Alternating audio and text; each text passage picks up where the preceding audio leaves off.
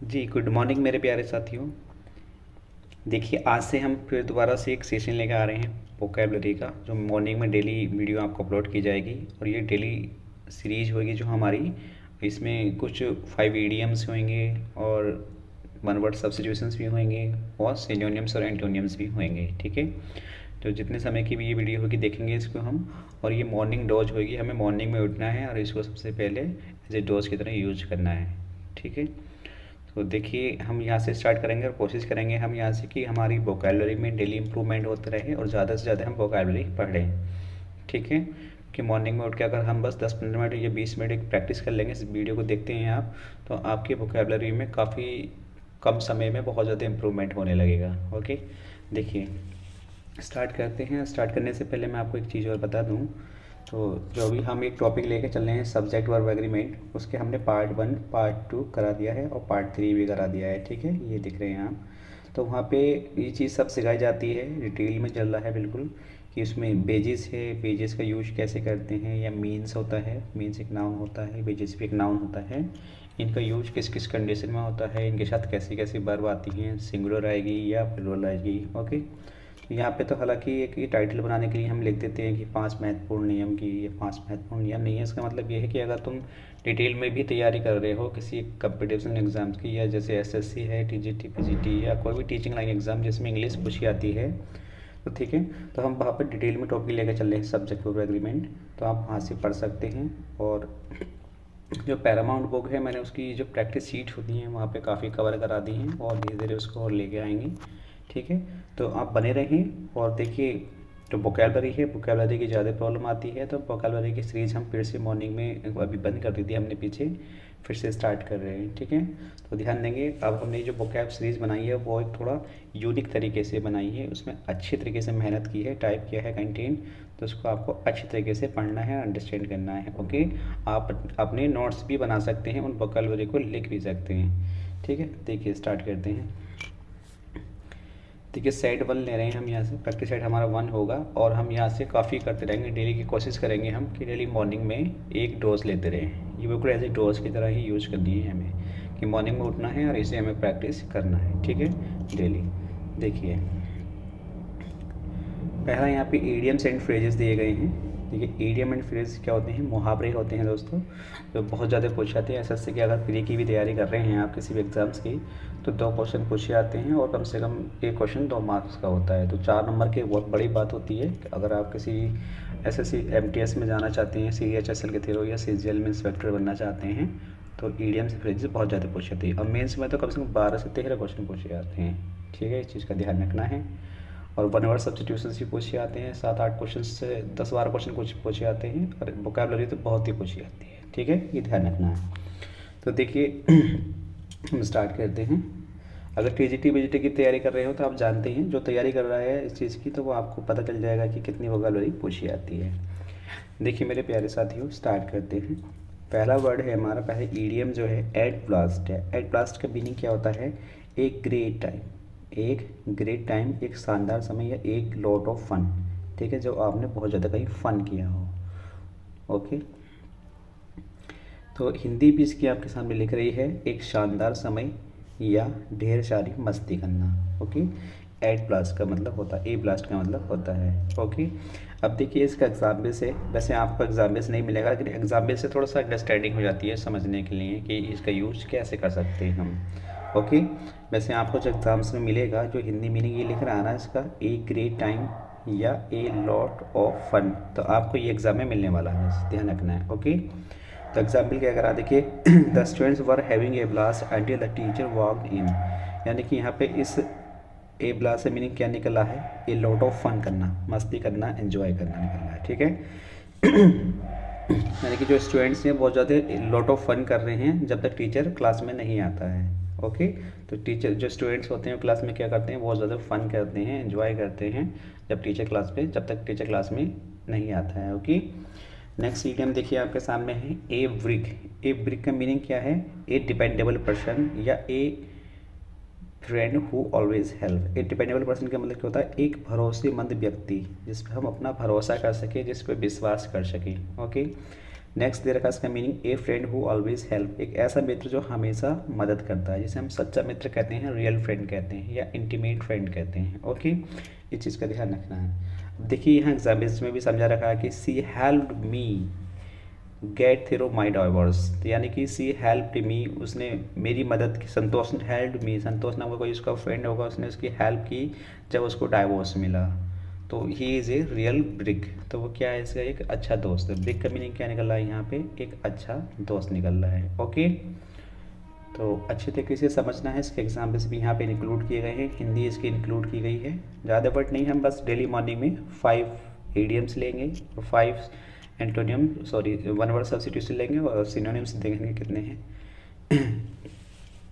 देखिए next word है हमारा अवॉइड। अवॉइड के बाद देखिए वाई लगता है, तो इसका मीनिंग क्या होता है, किसी चीज़ का पालन करना, अनुपालन करना, ठीक है, किसी चीज़ की आज्ञा मानना।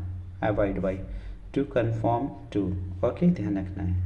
तो वो कह रहा है कि one should avoid by rules, यानी कोई भी जो एक व्यक्ति हो या कोई भी हो, जो अपने रूल्स मानने चाहिए, उसके आज्ञा का पालन करना चाहिए। अवॉइड बाई, अवॉइड के बाद एक प्रिपोजिशन होती है बाई, ये ध्यान रखना है। ओके, तो इसका मीनिंग होता है किसी चीज़ का आज्ञा मानना।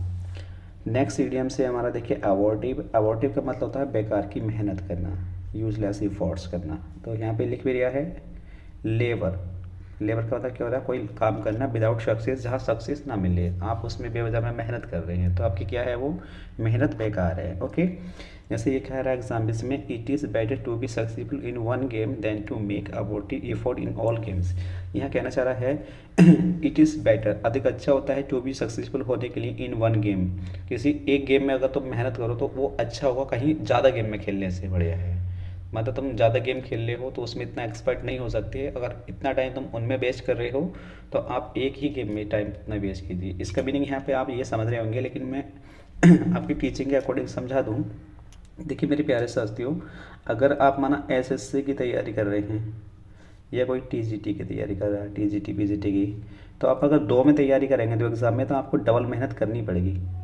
अगर आप मेहनत करते हैं एसएससी, अगर आप मेहनत करते हैं अच्छी, तो ऐसी बात नहीं है कि दोनों ही एग्ज़ाम भी क्रैक हो जाते हैं, बहुत बच्चे ऐसे होते हैं दोनों एग्ज़ाम निकाल लेते हैं, लेकिन कहीं बेटर ये होता है कि आप जितना अफर्ट इन 2 में लगा रहे हैं, अगर किसी एक ही एग्ज़ाम में अफर्ट लगा दें, किसी भी एक ही एग्ज़ाम में, तो आपका एग्ज़ाम एक ही बार में क्लियर हो जाएगा। ठीक है, तो वो ये कहना चाह रहा है, मैं ये नहीं कह रहा 100% एक ही बार में क्लियर हो जाएगा, लेकिन कहीं बेहतर होता है कि 3-4 एग्ज़ाम्स में तैयारी करने से बेहतर है कि किसी एक ही एग्ज़ाम पे ज़्यादा फोकस करो। ठीक है, देखिए अभी नेक्स्ट एग्जाम्पल देखते हैं हम। नेक्स्ट एग्जाम्पल आ गया हमारा। नेक्स्ट है देखिए अबाउंड, ये लास्ट वर्ड है इसका इडियम्स का। अबाउंड का मतलब क्या होता है, किसी चीज़ की अधिकता होना या कोई चीज़ भरी हुई होना, किसी चीज़ से कोई चीज़ भरी हुई होना, यानी कि कोई चीज़ ज़्यादा होना। जैसे लिख भी रहा है बहुतायत में होना, यानी कोई चीज़ अधिक होना। ठीक है, इसका मतलब ये होता है टू बी प्लेंटी, इसका मतलब भी यही होता है किसी चीज़ में अधिक होना। तो इंग्लिश में जो मिलेगा आपको यही मिलेगा एग्जाम्पल वगैरह। ठीक है, जैसे अब 1 वर्ड से आता है अबाउट, अबाउट का मतलब क्या होता है, तो प्लेंटी ऑफ आ जाता है, ये प्लेंटीफुल आ सकता है। ठीक है, सिनोनिम्स पढ़ेंगे तो इससे रिलेटेड कोई और वर्ड भी आ सकता है, इसका मीनिंग अधिकता निकलता हो। एक्सिस, एक्सिस का मतलब भी क्या होता है, अधिक होता है। तो कोई और वर्ड भी आ सकता है आपके एग्जाम में, तो जब आप सिनोनिम्स या एंटोनिम्स पढ़ेंगे तो वहाँ से आप समझ जाएंगे खुद ही कि कैसे पूछा जा सकता है। ठीक है, देखिए अबाउट के बाद विद प्रीपोजिशन भी आती है, अबाउट के बाद इन भी आता है। ठीक है, देखेंगे this pond abounds in fish. देखिए दिस पॉन्ड यह कोई तालाब है जो भरा हुआ है किस चीज़ से, फिश से भरा हुआ है। ठीक है, अ फॉरेस्ट अबाउंड विद, जो वाइल्ड बीस्ट हैं उनसे क्या हुआ है, भरा हुआ है। ठीक है, जो वाइल्ड बीस्ट होते हैं बहुत ज़्यादा जंगल में, तो उनकी बात यहाँ चल रही है। ओके, एग्जाम बेस से तो आपको थोड़ा सा मीनिंग ही समझना है। अब देखिए नेक्स्ट है हमारा, यहाँ पे हमने 5 वर्ड 1 वर्ड सब्स्टिट्यूशंस लिए हैं। 1 वर्ड सब्स्टिट्यूशंस कैसे कहते हैं, एक शब्द समूह के लिए कोई एक वर्ड, यानी पूरा एक सेंटेंस दिया गया होगा, उसमें पूरा मीनिंग कहा जा रहा होगा कुछ ना कुछ उसमें, तो उससे रिलेटिव एक ही वर्ड उसके लिए हमें सेलेक्ट करना है कि इसका मीनिंग कौन सा वर्ड दे रहा है। ठीक है, एग्जाम में क्या होगा, एक जैसे ये सेंटेंस है आपके सामने, यहाँ देख लेते हैं। जैसे ये पहला सेंटेंस दे रखा है, ये दे देगा और 4 ऑप्शन में दे देगा आपको, तो पूछ लेगा कि इनमें से कौन सा आंसर है। ओके, तो देखिए स्टार्ट करते हैं और उसको पढ़ते हैं। इनकी स्पेलिंग भी बहुत ज़्यादा याद रखनी है, स्पेलिंग पूछी जाती है कम से कम, बहुत मार्क्स की पूछी जाती है। टीजीटी पीजीटी में से कम 7 8 9 क्वेश्चन पूछे जाते हैं। स्पेलिंग के, क्योंकि स्पेलिंग जरूर याद करनी है आपको कि इसकी स्पेलिंग क्या है। ओके, ऐसे सीजीएल की तैयारी कर रहे हैं तो 2 क्वेश्चन प्री में पूछे जाते हैं, इसके 2 से 3 पूछ लेता है, और मेंस में कम से कम 8 से 10 क्वेश्चन पूछे जाते हैं। तो वोकैबुलरी का बहुत बड़ा एक गेम होता है किसी भी कंपटीशन एग्जाम्स में, ठीक है। अब देखिए, जैसे अगर आप किसी भी पैसेज की तैयारी करते हैं, कॉम्प्रिहेंसिव पैसेज होते हैं या क्रॉस टेस्ट होते हैं, तो सब में वोकैबुलरी का गेम है। अगर वोकैबुलरी आपकी स्ट्रॉन्ग है तो आप सब चीज़ को अच्छी तरीके से समझ लेंगे। ओके देखिए, पहला वर्ड है हमारा a place where animals are killed for food, यानी कि एक ऐसा स्थान जहाँ पर एनिमल्स को काटा जाता है, ठीक है, उनको जहाँ फूड बनाया जाता है एनिमल्स को काट के, तो उससे बोलते हैं हम एबॉटर, जिसे हिंदी में कह सकते हैं कसाई खाना। ओके, ये भूश खाना। एबॉटर की स्पेलिंग याद रखनी है, AVATTOIR होता है। स्पेलिंग बहुत ज़्यादा याद रखनी है, मैं आपको बता रहा हूँ। अगर आप किसी कंपटीशन की तैयारी कर रहे होंगे तो डेफिनेटली पूछा जाता है। 9th 10th 11th 12th भी कर रहे होंगे तो उसमें भी स्पेलिंग पूछी जाती है, ठीक है। नेक्स्ट वर्ड है हमारा act of carrying away unlawfully and by force. देखिए, अब जब हम किसी को बाई फोर्स अपनी सपोर्ट या ताकत से या उसकी बगैर जो कानून के खिलाफ हो, उसकी अनलॉफुल हो, ठीक है, उसको ले जाए कहीं, तो उसे बोलते हैं हम एबडक्शन। हिंदी में कह सकते हैं किसी का अपहरण करना।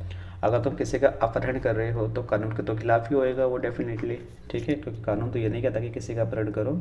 तो यहाँ पे अनलॉफुली का मतलब है कानून के खिलाफ। ओके, कैरिंग का मतलब किसी को ले जाना, अवे का मतलब दूर ले जाना, बाई फोर्स का मतलब समझ रहे हैं किसी को किडनैप करके। ओके, तो अबडक्शन का मीनिंग यहाँ निकल जाएगा आपका किसी को अपहरण करना। अब देखिए, नेक्स्ट देखते हैं। नेक्स्ट वर्ड है हमारा ritual washing of the body, evolution. देखिए, जब हम कहीं स्नान करते हैं तो स्नान करने के लिए हम एवोल्यूशन एक वर्ड यूज़ करते हैं। जैसे हम कहीं नहाते हैं गंगा जी में जाके या कहीं किसी जगह, तो उसे इसलिए हम एवोल्यूशन करते हैं। इसका मतलब होता है स्नान करना, ritual washing of the body. Okay, next word है देखिए हमारा people belongings to a region from earliest times.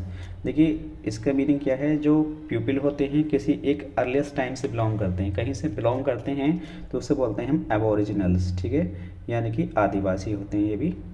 लेकिन ओरिजिनल इनहेबिटेंस ऑफ ए कंट्री, इसका मतलब क्या होता है, मूल निवासी, जहाँ के तुम रहने वाले वो हो, इंसान हो, मतलब जहाँ परमानेंट रहते हो, उसे बोलते हैं एबोरिजिन्स, ठीक है, यानी कि आप वहाँ के रहते हैं तो इसका मतलब ही मूल निवासी होता है। लेकिन इसका मीनिंग क्या निकल रहा है, आप जहाँ से बिलोंग करते हैं और आप जहाँ पर रहते हैं, ठीक है, एबोरिजिनल्स और एबोरिजिन्स।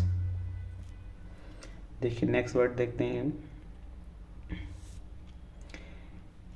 नेक्स्ट वर्ड है, देखिए हमने यहाँ पर सिनोनियम्स और एंटोनियम्स इंक्लूड करे हैं आपके सामने, तो आपको यहाँ सिनोनियम्स भी प्रैक्टिस करनी है और एंटोनियम्स भी प्रैक्टिस करनी है। ज़्यादा नहीं, बस मैंने मात्र यहाँ पे 3 वर्ड्स लिए हैं।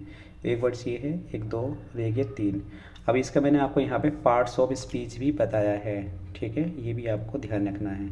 देखिए, जैसे ऑरेशन है, ऑरेशन का मतलब ये क्या होता है, इसका पार्ट्स ऑफ स्पीच एक नाउन होता है। अगर ये नाउन है तो इसका मीनिंग क्या होता है, देखिए इसका मीनिंग होता है सही मार्ग से भटक जाना। जैसे आप किसी एसएससी की तैयारी कर रहे थे, आप टीजीटी बीजीटी की तैयारी करने लगे हैं, या पहले टीजीटी की तैयारी कर रहे थे फिर एसएससी की तैयारी करने लगे हैं, या मतलब कुछ और भी काम कर रहे थे, आप उससे भटक गए हैं, ठीक है। पथभ्रष्ट हो जाना, इसका मीनिंग भी यही होता है। विपद गमन का मतलब भी ये होता है। अनियमितता मतलब इरेगुलर हो तुम, जो मतलब कहीं कोई काम कर रहे थे रेगुलर कर रहे हो, अब कभी खबा जाते हो तो वो भी आप भटकने का मीनिंग ही दे रहा है, ठीक है। डिफरेंट होना यानी कि भिन्नता होना, किसी चीज़ से अलग हो रहे हो, बिल्कुल डिफरेंट रहते हो आजकल, पागलपन टाइप के रहते हो, या झपकना, बिल्कुल झपकते ही गायब हो जाते हो, या बिल्कुल झपकते हो, मतलब अलग तरीके से। ये दोनों, इनका मीनिंग क्या निकल रहा है, अपने मार्ग से भटकना ही निकल रहा है। ओके तो देखिए दोस्तों, इसके लिए हमने सिनोनियम्स इंक्लूड करे हैं, कुछ एंटोनियम्स भी इंक्लूड करे हैं, तो आपको इनको प्रैक्टिस कर लेना है अच्छे तरीके से। और ये सारे के सारे ये भी क्या हैं, एक नाउन है, इनका पार्ट्स ऑफ स्पीच की बात करें तो ये ध्यान रखना है, ठीक है। जैसे देखिए, एनोमैली है, एनोमैली होता है, ठीक है, डेविएशन होता है, अपने मार्ग से भटकना होता है, डिस्टॉर्शंस होता है, अपने मार्ग से भटकना, डाइवर्स का मतलब भिन्नता होता है, भिन्नता का मतलब अलग अलग, डिफरेंट बोल सकते हैं इसको हम। जब डिफरेंट हो तो तुम इसका मतलब अपने मार्ग से भटके हुए हो, अलग अलग घूम रहे हो, अलग रहते हो। एक्सेंट्रिक का मतलब भी ये होता है, ठीक है। इंस्टेबिलिटी का मतलब भी यही होता है। इरेगुलरिटी का मतलब भी यही होता है, अपने मार्ग से भटकना, यानी कि तुम इरेगुलर हो, रेगुलर नहीं हो तो क्या हो, अपने मार्ग से भटक रहे हो। पेक्यूलियरली का मतलब क्या होता है, विचित्र होना, बिल्कुल अलग होना, किसी से बिल्कुल एलियन टाइप रहना। एलियन में कहते हैं इसको, एलियन भी कह सकते हैं, यहाँ पे एलियन अगर आ जाए तो ये भी आ सकता है। एलियन क्या होता है, बिल्कुल सबसे अलग होता है ना, तो उसको भी हम यूज कर सकते हैं, ठीक है। स्ट्रेइंग है, स्ट्रेइंग। वेरिएशन है, बिल्कुल वेरिएशन का मतलब भी क्या होता है, डिफरेंट होता है। वाइंडिंग का मतलब भटका हुआ आदमी इधर उधर घूमना, ठीक है, उसे बोलते हैं वाइंडिंग।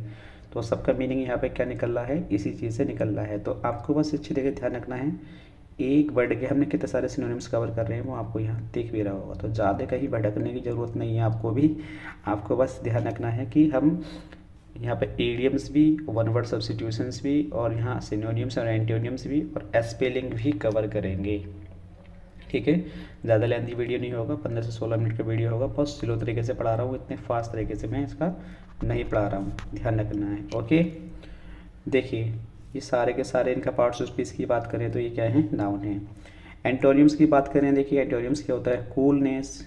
कूलनेस क्यों आ सकता है, वो इसलिए आ सकता है, देखिए मार्ग से भटक गए, आपका दिमाग बिल्कुल गर्म हो रहा है, बहुत ज़्यादा पागलपन होए पड़े हैं कि कहाँ जाऊँ क्या करूँ इस तरीके से, तो आप यहाँ पे कूलनेस होकर क्या कर रहे हैं, आप अपनी पढ़ाई कर रहे हैं। तो मैं एक चीज़ और बता दूँ आपको पार्ट्स ऑफ स्पीच के लिए, देखिए जिस वर्ड के लास्ट में TION आता है वो नाउन होता है, या जिसके लास्ट में TY आता है या CY आता है ये भी नाउन होते हैं।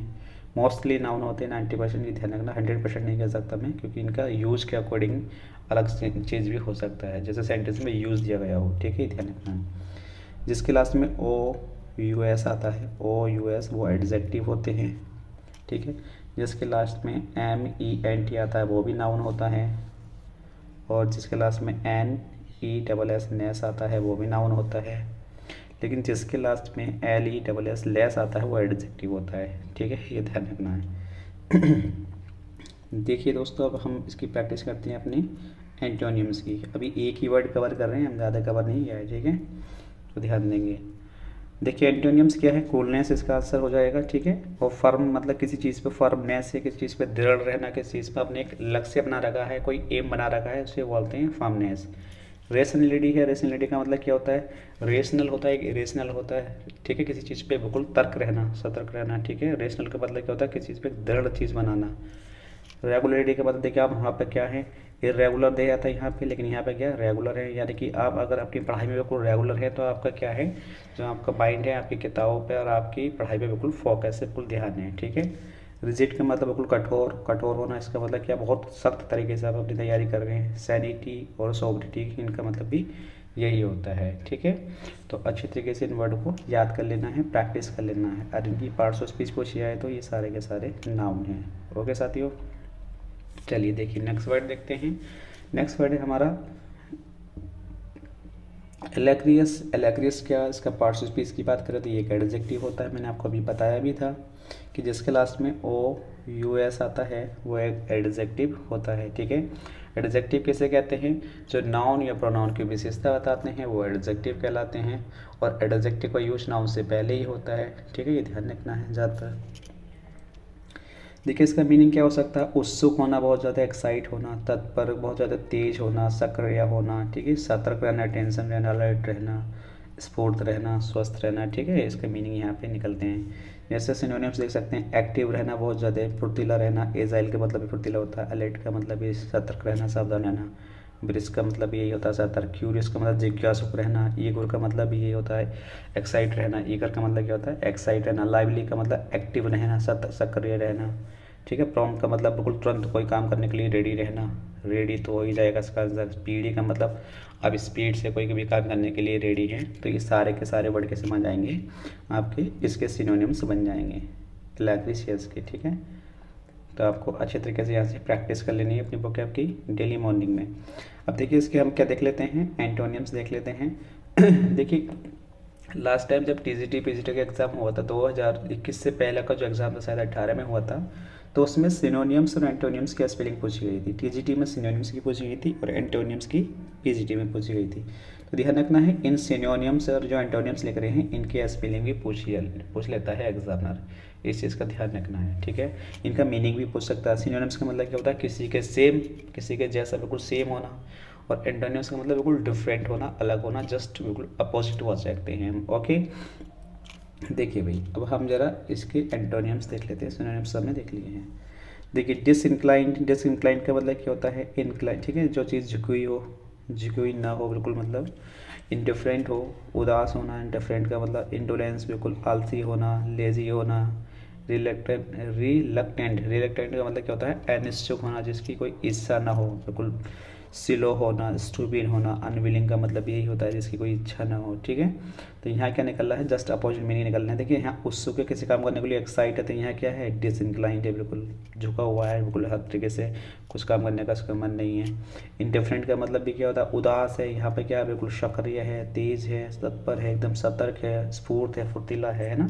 इंडोलेंस का मतलब यहाँ आलसी है। लेजियल का मतलब भी आलसी होता है। रिलक्टेंट का मतलब अनिच्छुक है कि कुछ काम करूँ या ना करूँ समझ में नहीं आ रहा है, बिल्कुल अनिच्छा, मतलब मन ही नहीं कर रहा है उसकी क्या इच्छा है क्या नहीं है।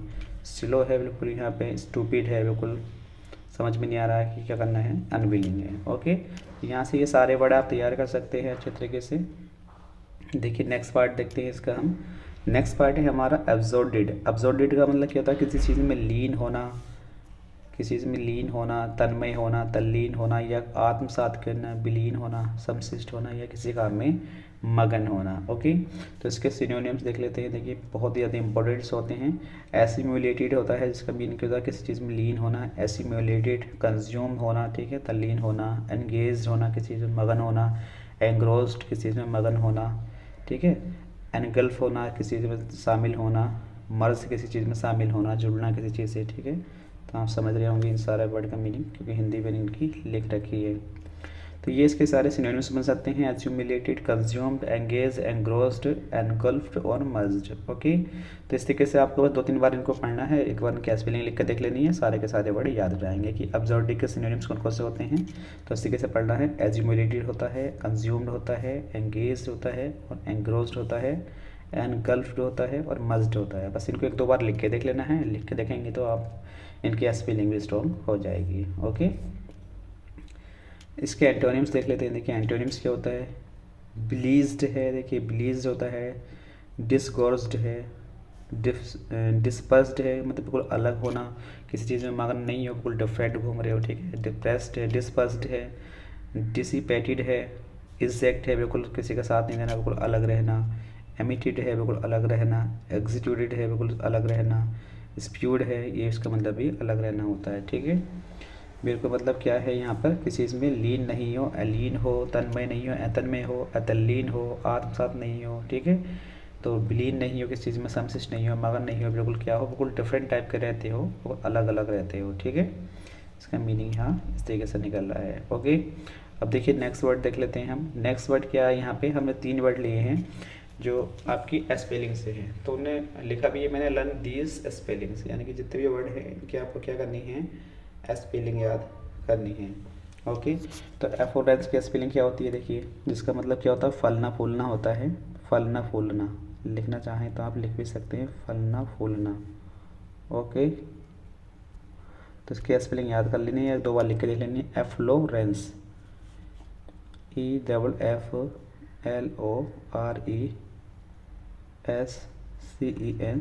तो ये पूछी जाती है, बहुत ज़्यादा इंपॉर्टेंट है, तो इसलिए आपको लिख लेना है इसको, ठीक है। एलिनेट का मतलब क्या होता है, जानती हैं आप, सबसे अलग होना, बिल्कुल डिफरेंट होना, उसे एलिनेट बोलते हैं, ठीक है। सबसे अलग रहना एलिनेट हो गया। तो इसका स्पेलिंग याद रखना, बहुत ज़्यादा पूछी जाती है। ALIENAT होता है एलिनेट। जो एलियन होता है ना उसे बोलते हैं हम, ठीक है। नेक्स्ट वर्ड क्या है हमारा, फॉरफीट है। फॉरफीट का मीनिंग क्या होता है बताइए, किसी चीज़ को जब्त कर लेना, किसी चीज़ को कोई छीन लेना किसी की, ठीक है, उसे बोलते हैं हम।